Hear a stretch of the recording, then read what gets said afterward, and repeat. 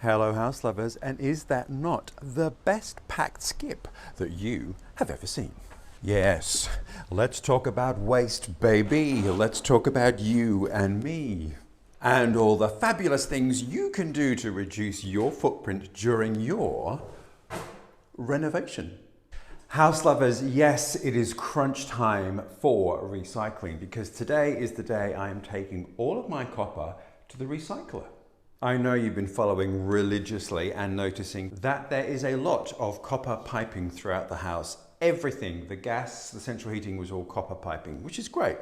I have carefully removed it, as you can see, and saved it. And now, house lovers, I am taking it to the recycler because clearly there's a market for copper, but it is more about the philosophy of the whole build, I think, which is to try and reduce my footprint as much as possible and to produce as little landfill waste as possible. Now that is difficult, it's a building site, but so much of the house can be recycled, can be renovated, or can be given to someone who really wants to use it. Let's talk copper specifics though. So what I've discovered is you need to remove everything that is not copper. Now this is brass. The recyclers will recycle brass, but you have to cut it off and have it in a separate area. You have to pre-sort your metal.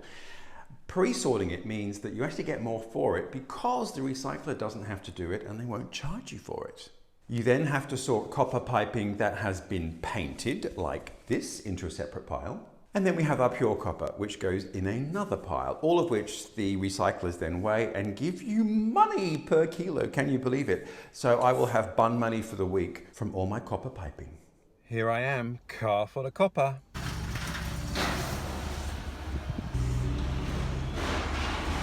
$177, bun money for the week.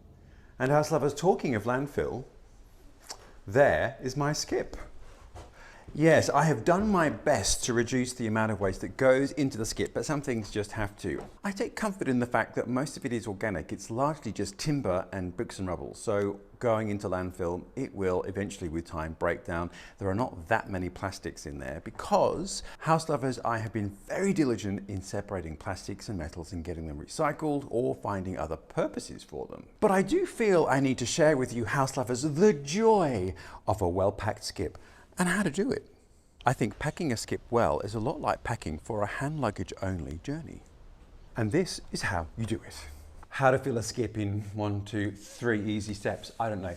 First thing is, think about it as a hand luggage only suitcase that has got to go into the overhead luggage compartment of a plane. Remember planes? Basically roll and scrunch and make sure that every gap in your suitcase / skip is full. You start by packing up the sides with any tall things that you have because a skip will always say on the outside, do not fill past the rim.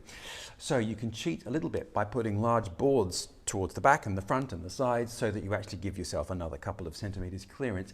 And if anything should wobble while the thing is being lifted away, it's not going to fall off. Once you've created your sides, then fill, and you have to decide what kind of rubbish you've got.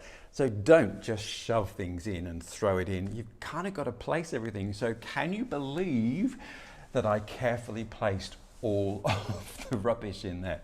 Long things, bulky things, mushy things. I found a spot for it all, and I have to tell you, house lovers, it was very satisfying.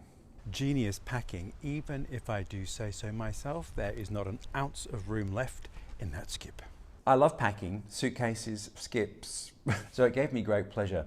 And I got as much in there, I think, as is humanly possible. Part of the joy, I don't know if joy is the right word, let's park that anyway.